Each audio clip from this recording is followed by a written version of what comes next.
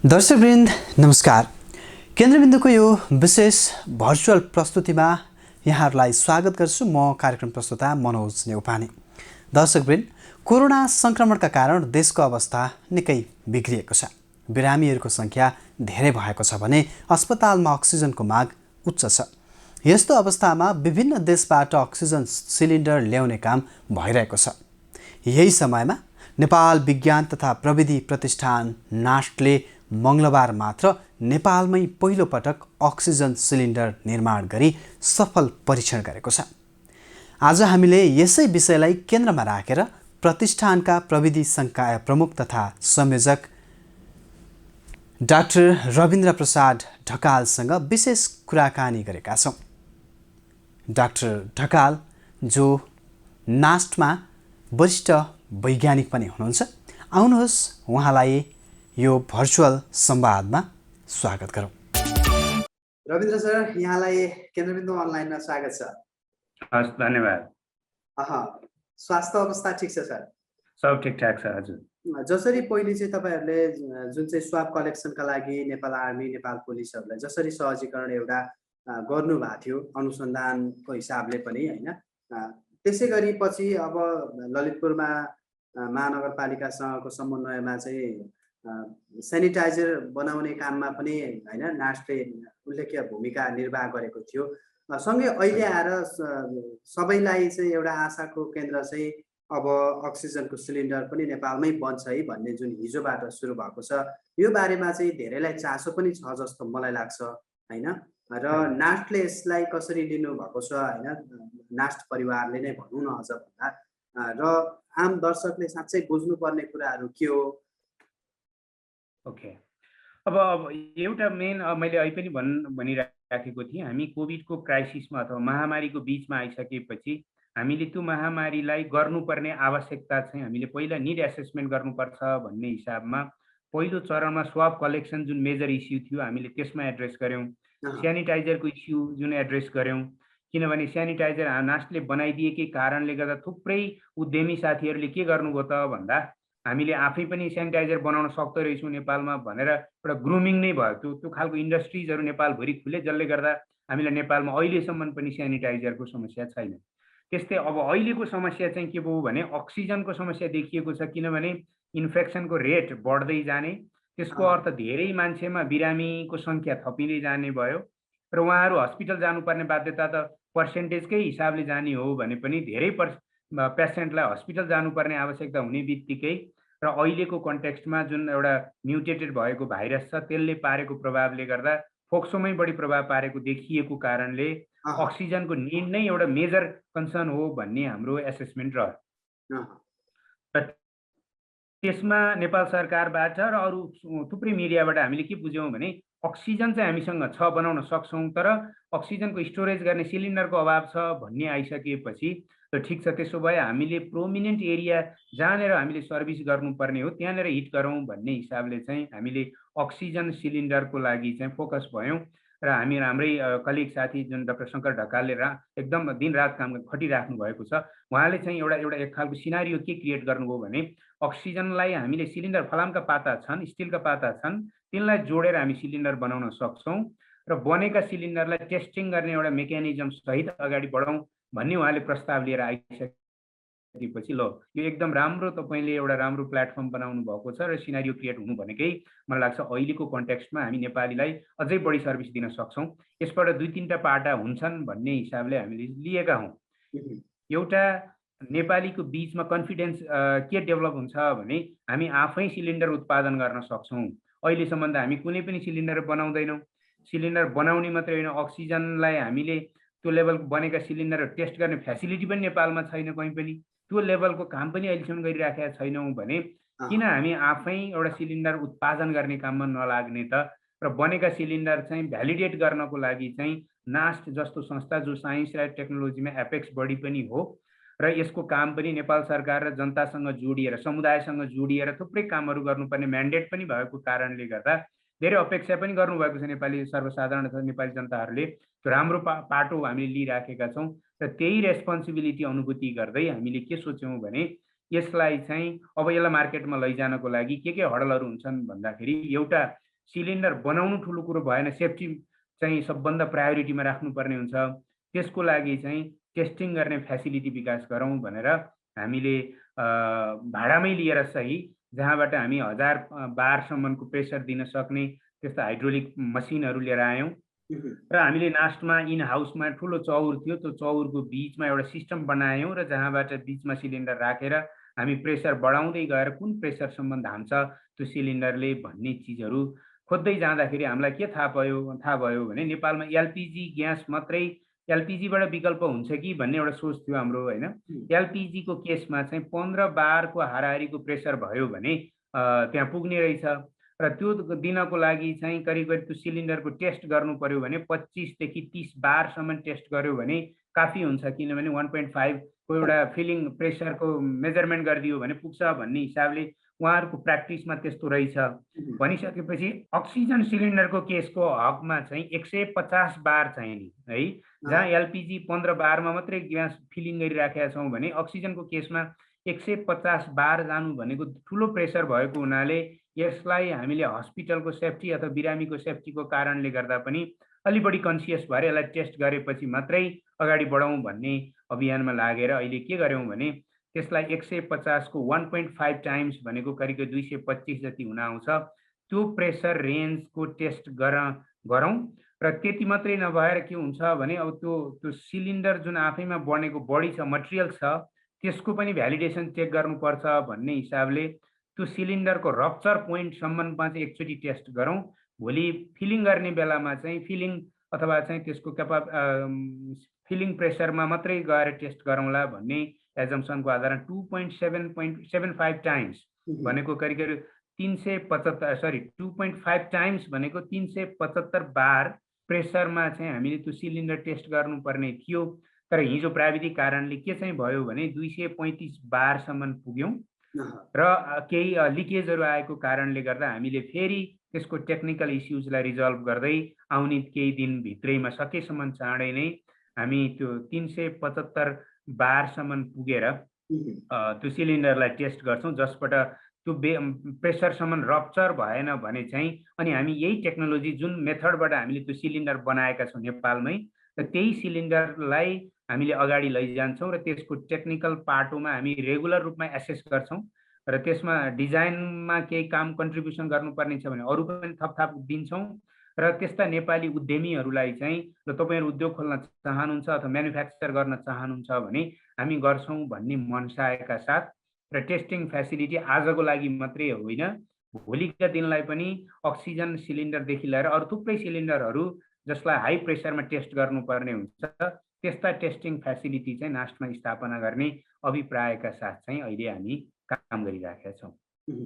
अब सर जस्तो यो सबैलाई कौतूहल पनि हुनसक्छ, योभन्दा अगाडि चाहिँ सिलिन्डरहरू कहाँ बन्थ्यो अक्सिजन सिलिन्डर होइन, हामीले किन बनाउन सकेनौँ भन्ने प्रश्न पनि जिज्ञासा पनि हुनसक्छ होला।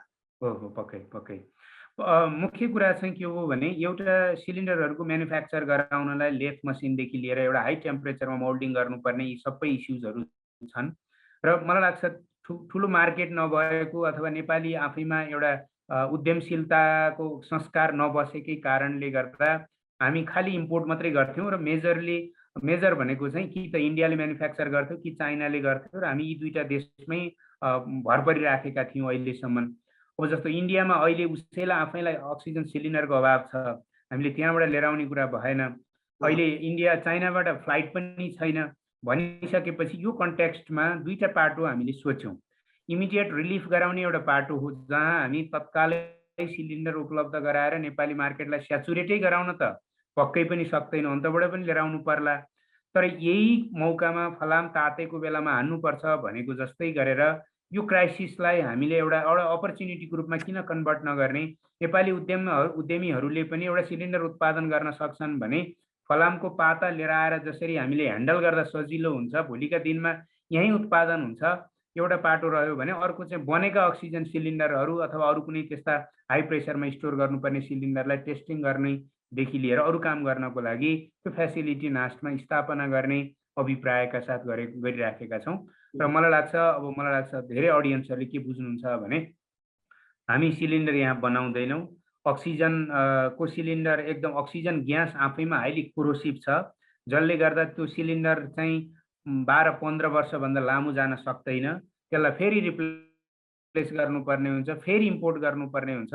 यो साइकलमा जानुभन्दा अगाडि हामीले के चाहिँ विचार गर्नुपर्यो भने हामी आफै म्यानुफ्याक्चर सकिन्छ भने किन नगर्ने त? र यो बेला पनि आएको छ र यो बिस्तारै यसलाई हामीले जुन डिजाइन दिएका छौँ, जुन एउटा एसेस गरेका छौँ, टेक्नोलोजीको एसेसमेन्ट गरिराखेका छौँ र भोलि त्यसको लागि चाहिँ टेक्निकल गाइडेन्स सहितको हामी एउटा टेस्टिङ फेसिलिटी जुन विकास गरिराखेका छौँ, त्यसले ओभरअल इकोसिस्टम भनौँ न, सिलिन्डर उत्पादनको ओभरअल इकोसिस्टम चाहिँ हामी नेपालमै तयार पार्न चाहन्छौँ। एउटा अर्को रेगुलेटरको इस्यु हो। रेगुलेटर भनेको त हामी सजिलैसँग जहाजबाट लिएर आउन सक्छौँ, अहिले त्यति ठुलो इस्यु नहोला।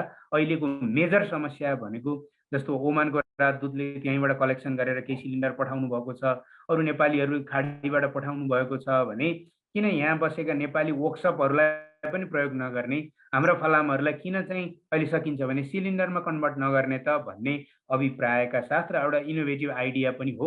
हामी नेपाली कन्टेक्स्टमा अगाडि बढाउन सक्छौँ। र अहिले तपाईँले एउटा गर्नै खोजेको प्रश्न के थियो भने हामी किन अहिलेसम्म बनाइराखेका छैनौँ त भन्ने कुरा हो। एउटा त्यो जुन टेम्परेचर रेन्ज चाहिन्छ माइल्ड स्टिललाई मेल्ट गराउनको लागि चाहिने इनफ टेम्परेचर, जस्तो चाइनामा चाहिँ त्यो हाई प्रेसर धान्न पर्ने भएको हुनाले एउटा तताउँदै खुम्च्याउँदै उहाँ त्यहाँ सिलिन्डर बन्छन्। हामीले त्यो प्रोसेसमा नगइकन अलिकति माइल्ड टेम्परेचरमै हामीले त्यसलाई हाई हिट गरेर त्यसलाई अहिले फ्युजन गरिराखेका छौँ। यसले अहिले भनेको जस्तो रप्चर प्रेसर धान्न सक्ने लेभलमा गयो भने मलाई लाग्छ हामी त्यो टेक्नोलोजी पनि भोलिका दिनमा भित्राउँदै जाउँला। अहिले क्राइसिसको लेभलमा हामीले त्यो काम गऱ्यौँ भने एउटा कन्फिडेन्स लेभल पनि बिल्डअप हुन्छ र हाम्रो म्यानुफ्याक्चरिङ टेक्नोलोजी पनि विकास गर्नको लागि उहाँहरू पनि एउटा प्रेसराइज हुनुहुन्छ कि अब हामीले अर्को अलि बढी मोडर्न अथवा चाहिँ लग्जरियस अलि इफिसियन्ट खालको टेक्नोलोजी नेपाल भित्र्याउँ भन्ने लेभलमा उद्यमीहरू पनि लाग्नुहुन्छ र हामी पनि त्यसको लागि प्राविधिक रूपमा सहयोग गर्न तयार हुन्छौँ भन्ने आशाका साथ चाहिँ अहिलेसम्म गर्न नसकेका काम भए पनि हामीले यसमा हात हाल्न खोजेका। जस्तो सर यसको लागि अब तपाईँहरूले एउटा हिजो टेस्ट नै गरिसक्नु भएको छ, त्यस हिसाबमा र मेटेरियलको हिसाबमा चाहिँ के आवश्यक पर्ने रहेछ र यसको कस्टिङको हिसाबमा पनि चाहिँ नाटले कसरी काम गरिराखेको छ? अब र मटेरियल्स भनेको माइल्ड स्टिल नै हो, जुन स्टिल अहिले बजारमा हामीसँग इनफ छ भन्ने जानकारी आएको छ होइन। त्यस कारणले अब यो ह्युज अमाउन्टमा म्यानुफ्याक्चर भयो भने त फेरि इम्पोर्ट त गर्नै पर्ने हुन्छ होला कुनै न कुनै पोइन्टमा।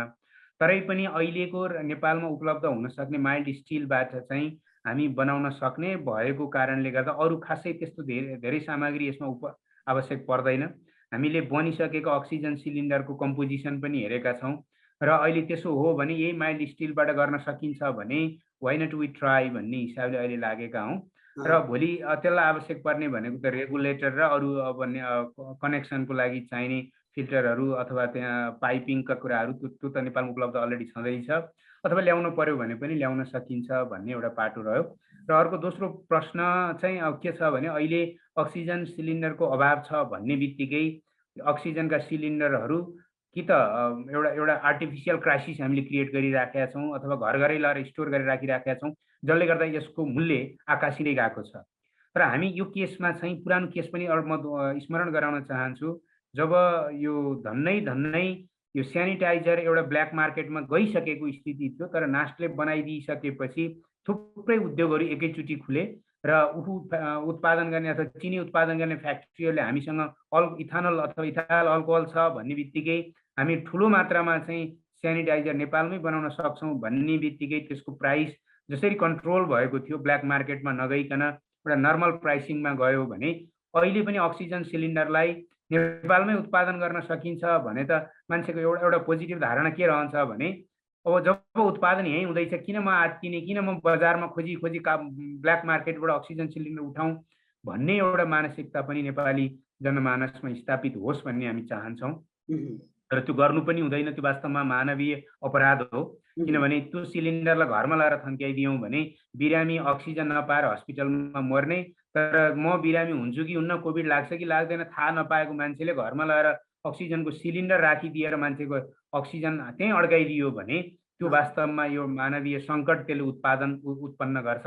त्यस्ता चिजहरूबाट पनि हामीले सचेत गराउँदै अगाडि बढ्नको लागि अहिले चाहिएका दुईटा इस्यु, एउटा अक्सिजनको स्टोरेज गर्ने सिलिन्डर बनाउने कुरा र अर्को चाहिँ अक्सिजन नै उत्पादन गरेर कन्सन्ट्रेटर मार्फत चाहिँ अक्सिजन उत्पादन गर्न सकिन्छ भने हामी अगाडि बढौँ भनेर हामीले मन्त्रीज्यूलाई हिजोको भेटघाटमा पनि भनेका छौँ। त्यस कारणले गर्दा केही त्यस्ता जियोलाइटहरूको व्यवस्था भयो भने हामी सजिलै त्यस्ता अक्सिजनका कन्सन्ट्रेटरहरू पनि नेपालमै उत्पादन गर्न सक्छौँ। हामी त्यो लाइनमा पनि सोच बनाइराखेका छौँ। त्यस कारणले अक्सिजन पनि जेनेरेट गर्न सक्ने सिलिन्डर पनि भइदियो भने हामी लाग्छ हामी ठुलो एउटा मानवीय सेवाकै हिसाबले पनि कहिलेकाहीँ विज्ञानले सेवा गर्नै पर्छ। हामी पब्लिककै लागि हो, जनताकै लागि विज्ञान हो र त्यो हिसाबमा काम गर्नु चाहिँ अहिलेको कन्टेक्स्टमा उपयुक्त हुन्छ भन्ने लागेरै हामी यो सिलिन्डरमा पनि केन्द्रित भएका हौँ। बजेटको हिसाबले सर कति लाग्न सक्छ? जस्तो यसलाई एउटा प्लान्टकै हिसाबले अथवा चाहिँ अक्सिजन सिलिन्डर उत्पादन केन्द्र नै बनाउनलाई हामी लागि पर्यो भने बजेटको हिसाबले चाहिँ कतिको सम्भव छ हामीसँग? बजेट चाहिँ अहिले हामीलाई त्यो उपलब्ध हुन सक्ने स्टिलको कस्टिङ आदि इत्यादि गर्दाखेरि त्यही 10,000 भन्दा तल पर्छ भन्ने हाम्रो अहिलेको प्रिलिमिनरी क्यालकुलेसन छ होइन। तर अब कहीँ अब डिलरसिप अथवा म्यानुफ्याक्चरिङ कस्ट आदि इत्यादि त हामीले जोडेका छौँ। तर कहीँ न कहीँ अलिकति प्राइस थप्नै जानु पर्यो भने पनि 10,000 भित्र नै पार्न सकिन्छ भन्ने हाम्रो लास्ट ट्रायल हो अहिलेसम्मको कन्टेक्स्टमा। तर भोलि नेपाली मार्केट हो, हामीले अब सबै कुरा ग्यारेन्टी गर्न सक्दैनौँ। उद्यमीसँग हामीले एमओयू गर्नुपर्ने छ।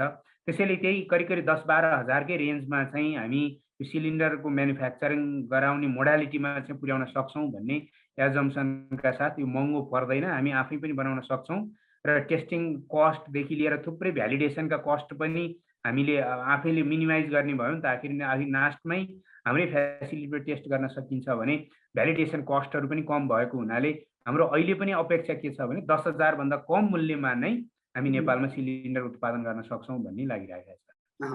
जस्तो सर यो खालको रिसर्च एन्ड इनोभेसनले यो महामारी अथवा चाहिँ यस्तो सिचुएसनमा त पक्कै पनि ढाडस दिन्छ नै, सँगै पछि चाहिँ एउटा राष्ट्रलाई पनि त एउटा टेवा पुग्छ होला नि तपाईँहरूको रिसर्च अनि त्यस पछाडि अर्थ मन्त्रालयसँगदेखि लिएर यो त सबैतिर समन्वय गर्नुपर्ने विषय पनि हो जस्तो लाग्छ।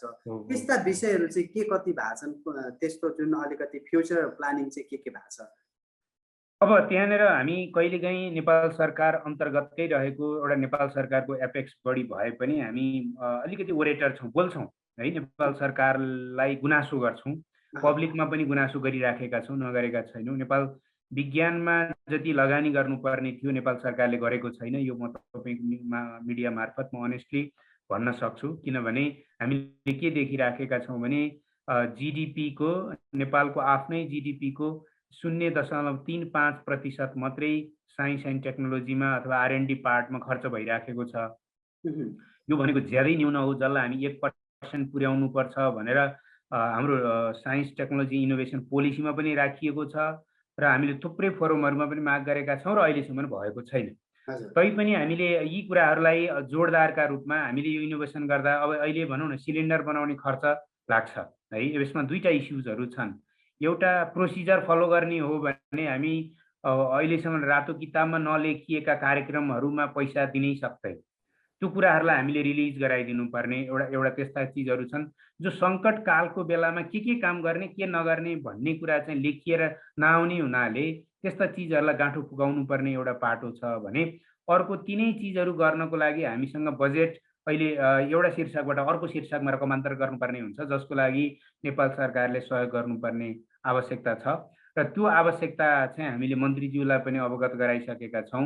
मलाई लाग्छ उहाँहरू एकदम पोजिटिभ हुनुहुन्छ, यसलाई हाम्रो तर्फबाट गर्नुपर्ने सबै काम गर्छु भन्ने आश्वासन चाहिँ दिनुभएको छ। तर ठ्याक्कै ग्राउन्ड रियालिटीमा ठ्याक्कै फाइलमै गएर काम चाहिँ कति कसरी कहिले हुन्छ भन्ने कुराहरू चाहिँ हामी तपसिलका कुरा भएको हुनाले हामी त्यसलाई सुधार उन्मुख गराउँदै केही बाटो खुलाउँदै गइराखेका छौँ। त्यस कारणले अहिलेसम्मको सिनारियोमा हामीले छोटो समयमा यो गर्नुको अर्थ पनि के बुझ्नु पर्यो भने त्यो बाटो बनाउँदैछौँ हामीले र मलाई लाग्छ आउने दिनमा चाहिँ चाहिएको बजेट व्यवस्थापनको लागि नेपाल सरकारलाई आवश्यक पर्यो भने हामी फेरि आग्रह गर्छौँ, अथवा कुनै चिजहरू बाहिरबाट मगाउनु पर्यो भने फेरि पनि आग्रह गर्छौँ र मन्त्रीज्यू अथवा चाहिँ त्यस्तै अर्थ मन्त्रालयसँग पनि कम्युनिकेसन्स गर्दाखेरि बजेटको समस्या होइन तर कार्यक्रम लिएर आउनुहोस् भन्ने आशय उहाँहरूको पनि भएको हुनाले कहिलेकाहीँ त्यो मेटेरियलाइज हुन्छ, कहिले जनशक्तिका कुराहरू हुन्छन्, जस्तो यही नास्टकै कुरा गर्ने हो भने लामो समयसम्म प्रमोसन नखाएर बस्नुपर्ने वैज्ञानिक साथीहरू पनि हुनुहुन्छ।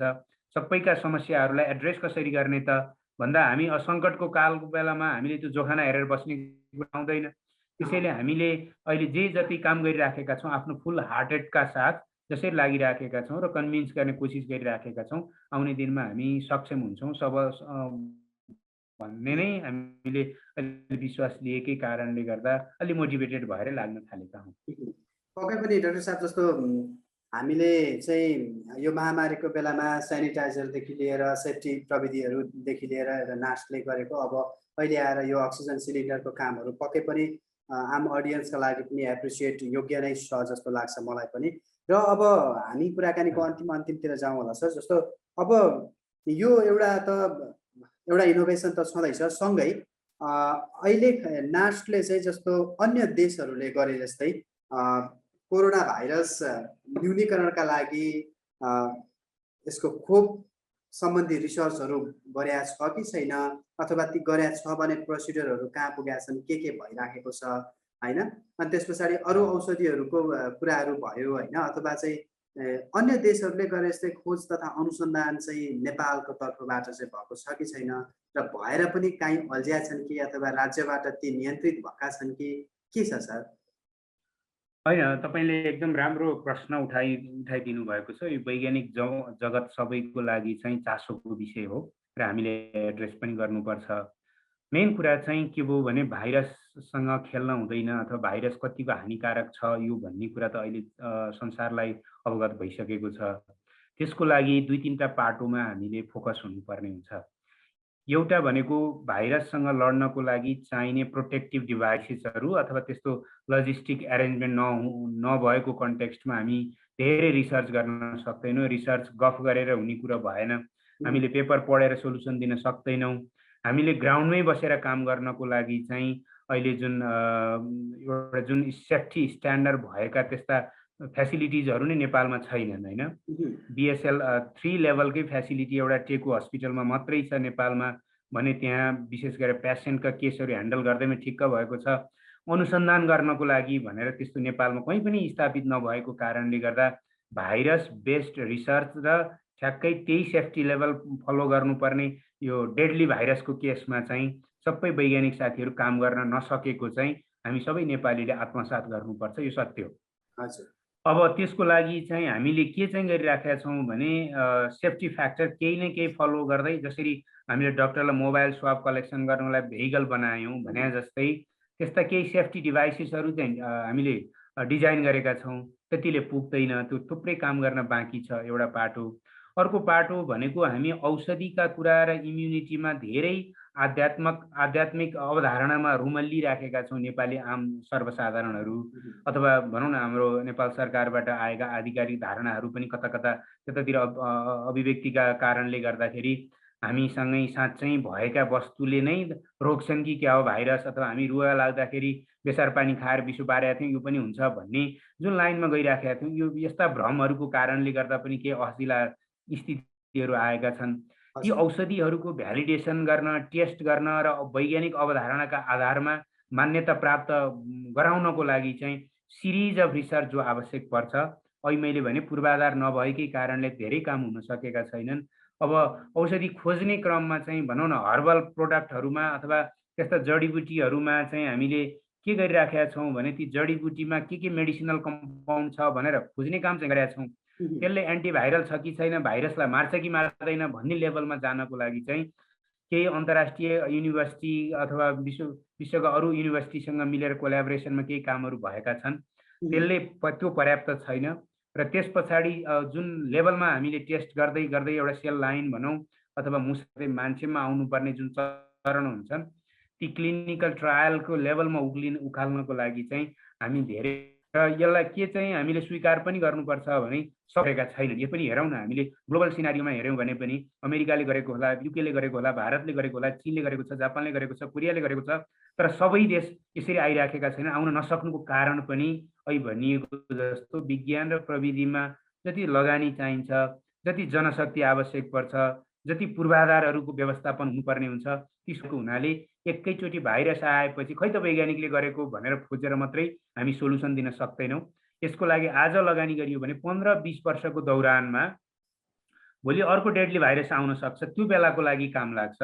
अहिले जस्तो केही भाइरसहरू न डेङ्गु भाइरसदेखि लिएर अरू केही भाइरसहरूमा वैज्ञानिकहरूले काम गरिराख्नु भएको छ।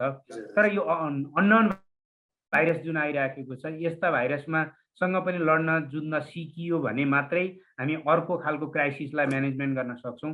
र त्यसको लागि चाहिँ अहिलेदेखि हामीले गर्नुपर्ने भनेको एउटा वैज्ञानिकहरूलाई प्रमोसन गर्नु पर्यो, प्रवर्धन गर्नु पर्यो, उहाँहरूको काम गर्ने मोटिभेसन दिनु पर्यो, अर्को पूर्वाधारहरू विकास गर्नु पर्यो, लगानी बढाउँदै लैजानु पर्यो।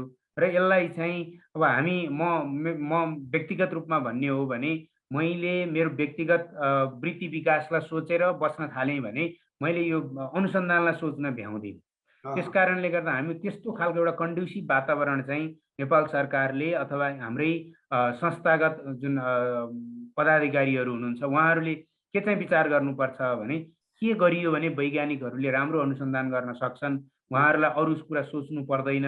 उहाँहरूले हामी चाहिँ जस्तो भनौँ न, हामी अरू चाहिँ कन्सल्टेन्सी गर्न बाहिर जाँदैनौँ अथवा अरू चाहिँ हामी त्यस्ता अरू अरू प्रयोजनका आय आर्जनका काम गर्दैनौँ भने यी वैज्ञानिकहरूलाई रोजीरोटीको अथवा सहज ढङ्गले कसरी पुर्याउने हो त भन्ने लेभलमा जबसम्म नेपाल सरकारले सोच्दैन, हामी अहिले हाम्रो आत्मसन्तुष्टिको लागि गरेको अनुसन्धान अथवा मैले चाहिँ यति काम गरेँ भने मेरो समाज सेवा भयो त्यस कारणले म यसैमा खुसी छु भनेर मात्रै नभएर सामाजिक संरचनाबाट पनि जोगिनको लागि वैज्ञानिकहरूलाई अलिकति पृष्ठपोषण गर्ने वातावरण बनाइयो भने मात्रै मलाई लाग्छ यो भाइरसको आउने दिनमा अझै बढी रिसर्च गर्दै भोलि यो लगायतका अरू त्यस्ता खालका पेन्डेमिकहरूसँग जुझ्नको लागि पनि काम लाग्छ र त्यतातिर हामी पाइला चाल्नुपर्ने हुन्छ।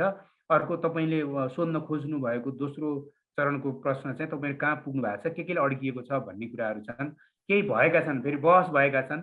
आयुर्वेदिक प्रोडक्टहरूमै अहिले नेपालले गर्न सक्ने भनेको आयुर्वेदिक प्रोडक्टहरूमै जाउँ र तिनीहरूलाई खोजौँ भनेर प्रपोजल विकास गर्ने काम र त्यस्तै प्रपोजलबाट अब युजिसी लगायतका नास्टबाट पनि केही फन्डिङ उपलब्ध गराउने काममा केही पोजिटिभ डिरेक्सनमा चाहिँ काम भइराखेका छन्। तर ठ्याक्कै प्रोडक्टै निकाल्ने हिसाबले काम भइराखेका छैनन्। फाटाफुट्टा मैले यो औषधि निकालेँ ऊ निकालेँ भन्ने जुन साथीहरूको आएको छ, हामीले कहाँनिर बुझ्नुपर्ने हुन्छ भने ती भ्रमहरूको पछाडि दौडिनु हुँदैन। किनभने कुनै पनि औषधिहरू टेस्टेड छैनन्। टेस्टेड नभएको औषधिको भर परियो भने भनौँ न भोलि हामी केही पनि सेफ्टी मेजरकै फलो नगरिकन गाडी चलायौँ भने के हुन्छ, कहाँ लगाएर ठुकिन्छौँ थाहा हुँदैन। त्यस कारणले गर्दा भाइरसको औषधि भनेर ढुक्क भएर गुर्जो खाएर बसौँ अथवा बेलाउतीको मुन्टा खायौँ, बेसार खायौँ र बस्यौँ भने भोलि साँच्चै कोरोना लाग्दा सासै फेर्न मिलेन भने ला होइन रहेछ यो त भन्ने बेलामा ढिलो भइसकेका हुन्छ। त्यस कारणले हामी नभएका साइन्टिफिक भ्यालिडेट नभएका त्यस्ता प्रोडक्टहरूलाई प्रमोसन गर्न चाहँदैनौँ। होला तीभित्र पनि केही न केही गुण होलान्, तिनीहरूको अध्ययन गर्न आवश्यक छ, गर्दै जाउँ र त्यो बेलासम्म स्थापित भएका औषधिहरू प्रोटोकलहरू फलो गरौँ। र स्वास्थ्य मन्त्रालयले बार बार भनिराखेको हामीले टेलिफोनमा फोन गर्दा पनि आइराख्ने सन्देशहरू मार्फत पनि के बुझौँ भने त्यस्ता फिजिकल डिस्टेन्स बस्ने, मास्क लगाउने आदि इत्यादि कुराहरू छन्। मैले अहिले एउटा छुटेको कुरा मैले अहिले मास्क भन्ने बित्तिकै सम्झेँ। हामीले मास्क पनि रियुजेबल मास्क KN95 र KN99 मास्क अहिले अब मलाई लाग्छ केही दिनभित्रमै बजारमा आइपुग्ने गरेर उत्पादन पनि गरिराखेका छौँ। त्यसलाई अब चाहिँ के गर्छ भने 99% चाहिँ भाइरसबाट प्रोटेक्सन दिन सक्ने मास्क जुन अहिले हामीले KN95 भनेर बजारमा पाएकाबाट 50-60% पनि नरोक्ने खालका भएको भेटियो भने हामीले बनाएको 99% चाहिँ रोकिन सक्ने त्यस्ता टेस्टहरू पास भएका त्यस्ता प्रोडक्टहरू हामीले अहिले बनाउँदैछौँ, ती पनि बजारमा आउँदैछौँ। त्यस कारणले हाम्रो तर्फबाट इन्जिनियरिङ पर्सपेक्टिभबाट गर्न सकिएका केही कामहरू गरिएका छन्। तर भाइरससँगै लड्न र जुझ्नको लागि अथवा भाइरस मार्नको लागि भनेर अब साबुन पानी र सेनिटाइजर अथवा ती बाहेक चाहिँ हामीले ठ्याक्कै भ्याक्सिन भनौँ, प्रोडक्ट अथवा औषधि भनौँ, त्यो लाइनमा चाहिँ काम गर्न नसकेको र नेपालमा खासै त्यति धेरै काम नभएको कुरा पनि म तपाईँको मिडिया मार्फत सबै पब्लिकलाई जानकारी गराउन चाहन्छु। तर अब मैले अहिले भनेको जस्तो भ्यालिडेसन नगरिकन हामी हतार गरेर यही हो यसको कोरोनाको औषधि भनेर बस्ने बेला चाहिँ छैन भन्न चाहन्छु। डाक्टर साहब, अब अन्तिममा जस्तो हामी तपाईँले भने जस्तै चाहिँ अलिकति मोटिभेसन भएन अथवा मैले समग्रमा सोध्न खोजेको चाहिँ हामीसँग नेपालमा विज्ञान तथा प्रविधिको क्षेत्रमा काम गर्नका लागि योग्य जनशक्ति वैज्ञानिकहरू चाहिँ हुनुहुन्छ, तर यसलाई चाहिँ जसरी अगाडि बढाउनु पर्ने राज्यले जसरी लगानी गर्नुपर्ने त्यो भएन र हामी त्यो विकासको लेभलमा पुग्न सकेनौँ। यो निष्कर्ष निकाल्न मिल्छ? होइन, म जनशक्ति पनि पर्याप्त छ भन्दिनँ, यो अझै पनि थप्नुपर्ने छ। हामी अहिले जस्तो विदेशबाट फर्कने साथीहरू, म जस्तो जापान 10 वर्ष बसेँ, अर्को त्यस्तै 10-15 वर्ष विदेश बस्ने साथीहरू फर्किनु भएको छ होइन। केही गरेर देखाउन त यो नेपालमा भन्ने केही साथीहरू छ, तर त्यति साथीले पनि पुग्दैन। हामी यो क्रिटिकल मास भन्छौँ, एउटा न्यूनतम सङ्ख्या यति भयो भने यो खालको हामीले परिवर्तन ल्याउन सक्छौँ भन्ने लेभलको जनसङ्ख्या भनौँ अथवा साङ्ख्यिक हिसाबले त्यस्तो वैज्ञानिकको जमात हामीलाई आवश्यक पर्छ, त्यो निर्माण गर्नुपर्ने आवश्यकता छ। अर्को पाटो हामीले विदेश जान चाहने वैज्ञानिकहरूलाई रोक्नुपर्ने छ र तेस्रो पाटो तपाईँले भनेको जस्तो लगानी बढाउँदै लैजानुपर्ने छ र चौथो पाटो चाहिँ आत्मबल, वैज्ञानिकहरूको आत्मबल बढाउँदै समाजमा प्रतिष्ठित बनाएर राखियो भने उहाँहरूलाई अरू धेरै चिन्ता हुँदैन। मैले यति अरब कमाइन अथवा करोड कमाइन भन्ने चिन्ता हुँदैन। एउटा सामाजिक प्रतिष्ठाकै कारणले पनि म देशको सेवा गरेर यहीँ बस्छु भन्ने एक खालको फिलिङ मात्रै पलाउन सकियो, जोगाउन सकियो भने पनि त्यसले ठुलो यो देशको लागि राहत हुन्छ र त्यसको लागि चाहिँ मलाई लाग्छ समाजले पनि पोजिटिभली हेरिदिनुपर्ने हुन्छ। भएका केही प्रगतिहरूलाई पनि एप्रिसिएट गर्नुपर्ने हुन्छ। त्यसका पनि केही निटिग्रिटीको जाने क्रममा चाहिँ कतिपय रिभर्स इन्जिनियरिङबाट कतै अर्को ठाउँमा डेभलप भइसकेका कुराहरू यहाँ गरेको छ भनेर उल्ली र बिल्ली बनाएर होइन कि नेपालमा पहिलोचोटि हुँदै नभएको ठाउँबाट यतिको काम भएको छ, कति राम्रो कुरा भन्दै एप्रिसिएट गर्दै लगियो भने पनि एउटा सकारात्मक सन्देश चाहिँ समाजमा जान्छ। त्यसो भयो भने मलाई लाग्छ अरू जनसङ्ख्या थप्दै लगानी बढाउँदै सामाजिक प्रतिष्ठा र मान मर्यादालाई अलिकति ख्याल गर्दै हामी अगाडि लग्यौँ भने विज्ञानका सोचहरू विकास हुँदै गएका छन्। हामीले हिजोका दिनभन्दा आज कम्पेयर गरेर आयौँ भने केही विकास भएका छन्। कतिपय रिसर्च त कस्ता पनि छन् भने अमेरिकामा गर्न सकिने अथवा भर्खर सुरु गरिएका रिसर्चहरू हामी नेपालमा पनि गरिराखेका छौँ, अथवा अन्त नगरिएका रिसर्चहरू पनि हामीले यहाँ गर्न थालिसकेका छौँ। त्यसकारणले गर्दा यस्तो कन्टेक्स्टमा चाहिँ हामीले के सोच्नुपर्छ भने गर्नै नसक्ने होइन, हामी यो ब्रेनका हिसाबले नेपाली साह्रै कमजोर अथवा चाहिँ ब्रेन नभएका मान्छे चाहिँ होइनौँ, तर एउटा कम्युनिटी अथवा कोल्याबोरेसनमा काम गर्ने कल्चरको विकास गर्नुपर्ने पनि बाँकी छ। एउटा विश्वविद्यालय र अर्को विश्वविद्यालय, एउटा डिपार्टमेन्ट र अर्को डिपार्टमेन्टको सहकार्य पनि जरुरी छ र आन्तरिक रूपमा कम्युनिकेसन गर्दै एउटा साइन्टिफिक विज्ञानको संस्कार भनौँ न, एउटा कल्चर चाहिँ बसाल्न सकियो भने वास्तवमा विज्ञानको विकास नेपालमा सम्भव छ। हाम्रो कुराकानी निकै लामो नै भइसक्यो होला होइन, समयलाई पनि छोट्यौँ होला र पुनः यस्ता प्रगतिहरू जसरी नास्टले अहिले गरेका छन् प्रगतिहरू, यसको उल्लेख्य रिजल्ट सँगसँगै पुनः कुराकानी गर्ने जमर्को गर्नेछु म। समयको लागि आजलाई हजुरलाई एकदमै धेरै धेरै धन्यवाद। धेरै धेरै धन्यवाद। यो कोभिडको कन्टेक्स्टमा पनि तपाईँहरूले हामीले गरेका गतिविधिहरू पब्लिकमा लैजानको लागि जुन सहयोग गरिराख्नु भएको छ त्यसको लागि म फेरि पनि तपाईँलाई विशेष धन्यवाद दिन चाहन्छु। हस्, अब स्टे सेफ होइन, अब स्वस्थ रहनुहोस्, त्यही आग्रह गर्दै म सबै पब्लिकलाई पनि त्यही आग्रह गर्न चाहन्छु। हस्, धन्यवाद।